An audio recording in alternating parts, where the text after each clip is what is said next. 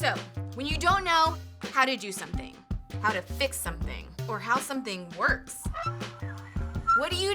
Ask a teacher? Ask your parents? Ask your friends? Ask someone you really know and trust? No! You go to the internet and ask some randos. But I'm not talking about creeps here, I hope. No, I mean the people of the internet! You know, those people who make how-to videos.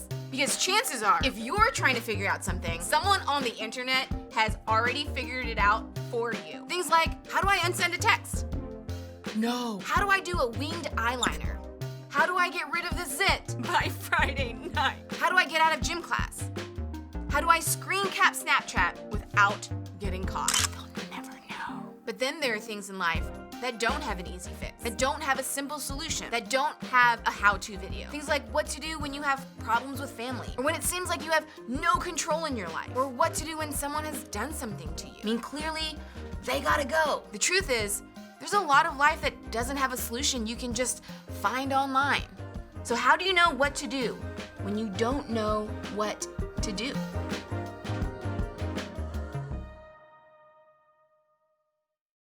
Hey everybody, my name is Jeremy. I'm on staff here at Christ Church, and hopefully I'll get to hang out with you guys a little bit when all this craziness is over and we're kind of back in person. But I'm excited to talk Jesus with you guys a little bit here real quick today. And the guys asked me to come on here, and I know that there's like no interaction. I don't know you really, and you don't know me. So just a few quick things about me off the bat is I like short walks on the mountains. I think bacon is way overrated. It's not even really that great. I don't like reading because I'm not good at it. I pretty much suck at reading comprehension altogether. And my social security number is 31. Anyway, this is usually the part where I would start by telling you some story from my past. Maybe it would be funny and I promise you that you'd be laughing at it. Or maybe it would be like inspiring and heartfelt. And man, I promise you'd be pumped up. You'd be so excited. You'd be fired up to after that story. But honestly, I don't think we have time for that today. You see, the guys, when they asked me to come and talk to you guys for just a minute, we're like, hey, you got about 10 minutes after you kind of do the intro, and there's so much good content in what we're going to look at today that I don't think we got time for me to tell you some silly story from my past, because we got to turn the spotlight straight to God's Word, straight to Jesus, because there's some super good stuff in here that is not just like 3,000, 4,000, 5,000 years old, but this is like real to our life today. So I want to dive into it. We're in Joseph's life here at the end of the book of Genesis, the first book of the Bible. But real quick recap on Joseph for those of you that have been following along. First of all, Joseph started out as this like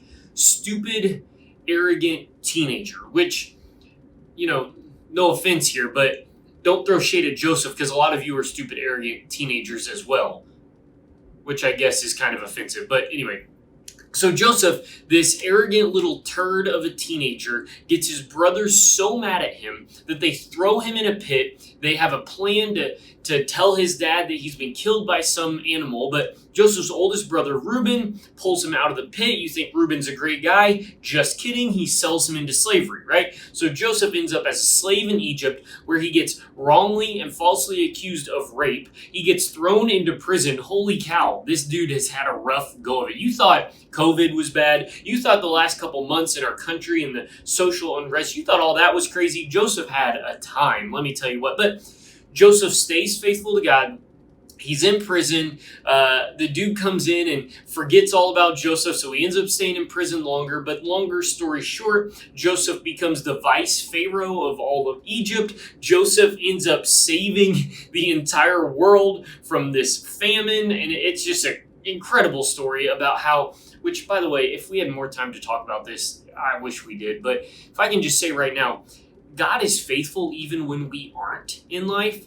And so even when we continue to sin, even when we stray, even when we are, in Joseph's terms, an arrogant, selfish little turd of a teenager, God is faithful and continuing to work for the good of the world. And God's taking everything broken and turning it into something good. And Joseph's story is proof of that. But here in the text today, Joseph's brothers, who think he's dead or at least sold into slavery, think that they're never going to see him again. Joseph's brothers show up in desperate need of food. The guy that they left for dead now is the one that has the power to let them die or to save them. It's like a movie scene kind of moment. And so Joseph invites them all over for dinner. You just like, if you're reading along in this whole thing, you just know this is the moment where Joseph is going to slip something in their drinks and it's going to kill him, or Joseph is going to do what they did to him and throw him in a pit and just tell their family that they got killed by a wild animal.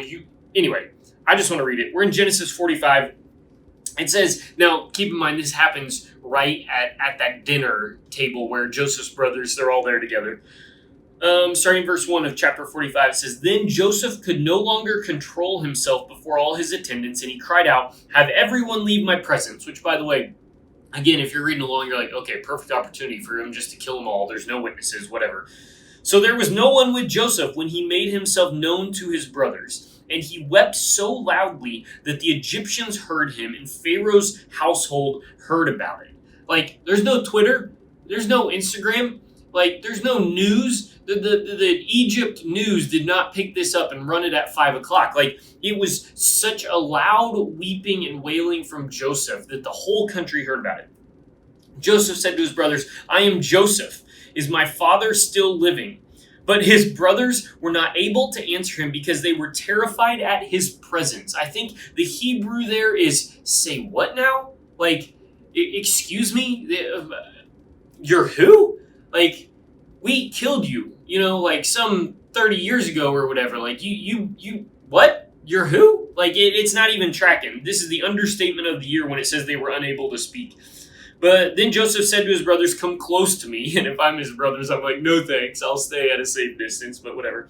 When they had done so, he said, I'm your brother Joseph, the one you sold into Egypt. And now, do not be distressed and do not be angry with yourselves for selling me here. Like, what? Like, this is like unreal that Joseph is saying this, because it was to save lives that God sent me ahead of you. For 2 years now, there's been famine in the land. For the next 5 years, there will be no plowing and reaping. But God sent me ahead of you to preserve for you a remnant here on earth and to save your lives by a great deliverance. So then it was not you who sent me here, but God, which, by the way, I've said a bunch of times, I think those two words, but God, are the gospel in 2 words. Like, our story is our sin, our brokenness, our pain, our suffering, but God rewrote the story. And he sent Jesus. And man, this is such good stuff.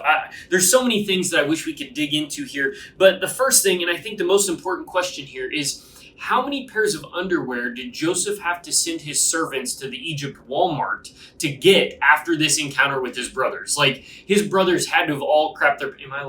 I don't know if I can say it. His brothers had to all have pooped their pants because of this encounter with Joseph, their dead brother who's now alive. Also not just alive, he's the vice pharaoh who holds the weight to kill them or let them live. This is like an insane moment. And Joseph in this moment extends unreal forgiveness. I think you could make the case right now that this is the most radical forgiveness in the entire Bible outside of the cross of Jesus Christ. That's insane to think about. And I hear people say all the time, like, oh, Jesus isn't in the Old Testament. It's like it's God, but he's always angry. He seems very vengeful in the Old Testament. Friends, this is Jesus in the Old Testament. Joseph looks so much like Jesus here when he extends forgiveness, grace, and offers restoration to the brothers that left him for dead. It's insane. It looks so much like Jesus, looks so much like the cross. And I'm not 100% sure that this statement is true. I'm probably like about 93% sure that this statement is probably true. So take it or leave it. But I think you never look more like Jesus than when you forgive someone who has wronged or hurt you. I'll say that again. You are never more like Jesus than you are when you forgive someone who has wronged or hurt you. And that is exactly what Joseph does right here. Now, I know you're probably thinking, well, I've not been sold into slavery by my brothers. I've not been left for dead. I've not been falsely accused of rape. I've not been forgotten in prison. Like, I don't have that kind of big things to forgive. So, like, is it really a big Jesus moment when I forgive someone who's hurt me? The answer is yes. Man, if you're never more like Jesus than when you extend forgiveness with someone in your life, then it doesn't matter how big or how small, it doesn't matter how significant the wronging is. When someone hurts you and you respond with grace, when you respond with forgiveness, when you come back with restoration, you look so much like Jesus. And the world sees Jesus in you because of it. Man, there is so much Jesus in Joseph's story because of the forgiveness that he extends. And what's interesting to me is it's not just about forgiveness. It's about, listen, when you don't know what to do in life, pursue peace. Pursue peace instead of revenge.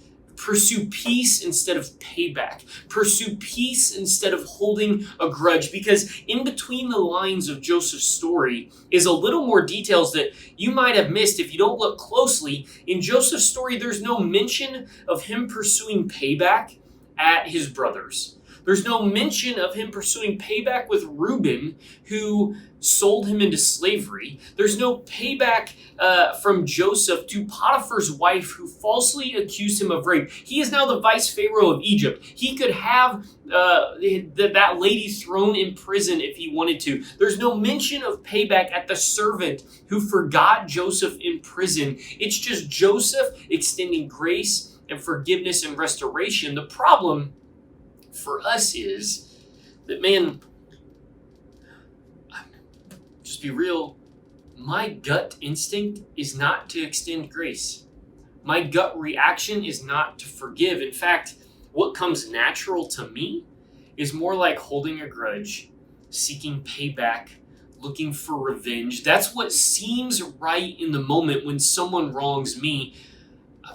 But we know it's like, okay, yeah, it seems right to eat a whole pack of double stuffed Oreos in one sitting in a span of about 30 minutes. That seems like a good idea. You know, it might seem like a good idea to, I don't know, do whatever it is. But we know that later on it leads to a stomach ache. We know that later on it doesn't end well. We know that you end up puking because of all the Oreos, even though it seemed like a good idea in the moment, that it doesn't necessarily end well.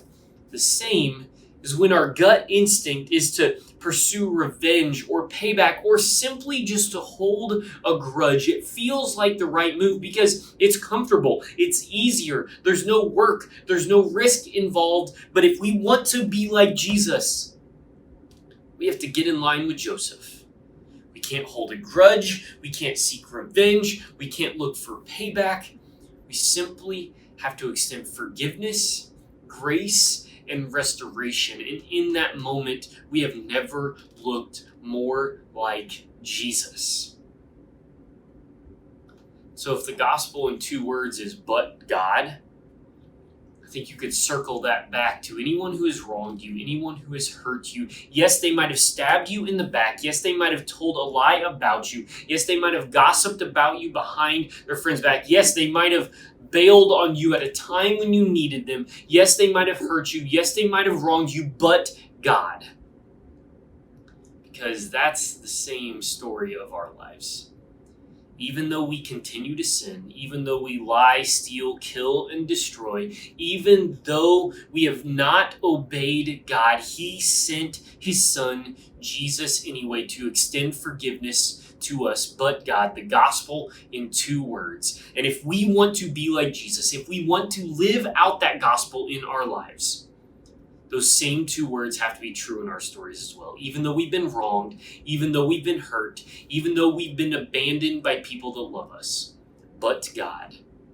And we will continue to extend grace, restoration, and forgiveness. So when you're hurt, when you're wronged, be like Jesus, be like Joseph, seek forgiveness, seek restoration, and extend grace because it matters.